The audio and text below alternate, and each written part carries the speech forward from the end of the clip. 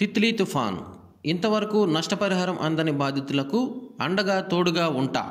ఇచ్చిన చెక్కులు, ఆన్లైన్లో ఉన్న పెండింగ్లు, సమస్యలు తక్షణం పరిష్కరించాలి అని జిల్లా కలెక్టర్ వారిని కలిసి ముఖ్యమంత్రి వరకు నేనే స్వయంగా తీసుకువెళ్తాను అని ఆచరణలోకి తీసుకువచ్చిన పలాస ఎమ్మెల్యే గౌతు శివాజీ.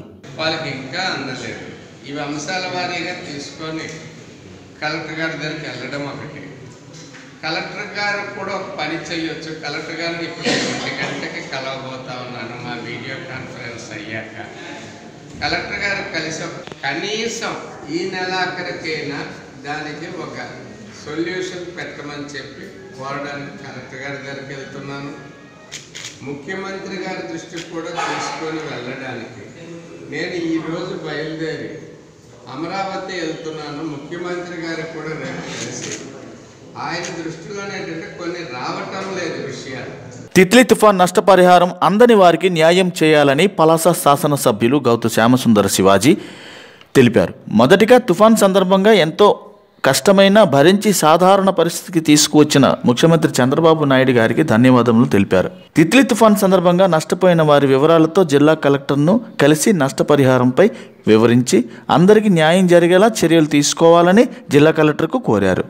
అనంతరం ముఖ్యమంత్రి గారికి మంగళవారం కలిసి తుఫాన్ సందర్భంగా క్షేత్రస్థాయిలో అపరిష్కృతంగా ఉన్న విషయాలన్నిటిపై స్వయంగా కలిసి వివరిస్తానన్నారు. ఈ సందర్భంగా సమస్యలతో కూడిన లేఖను సిద్ధం చేసి అందించనున్నారు.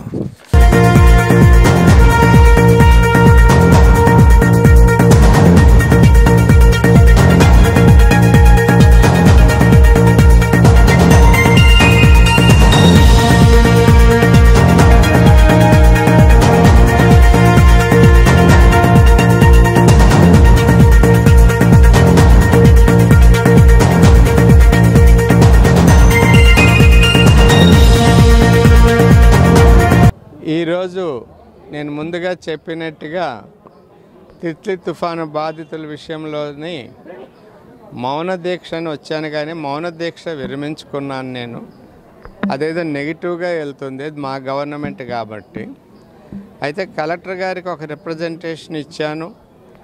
రిప్రజెంటేషన్ మీద కలెక్టర్ గారు సానుకూలంగా స్పందించి ఆయన దగ్గర ఉన్న ఒక డేటా ప్రకారం ఇంకా 32,000 మందికి ఇంకా నష్టపరిహారం రావాల్సి ఉన్నదండి. ఈ నెలాఖరు లోపల వచ్చేస్తుందండి. గతసారి వచ్చిన దానికి ఇప్పటికీ ఒక 40 కోట్ల పైనే వచ్చింది.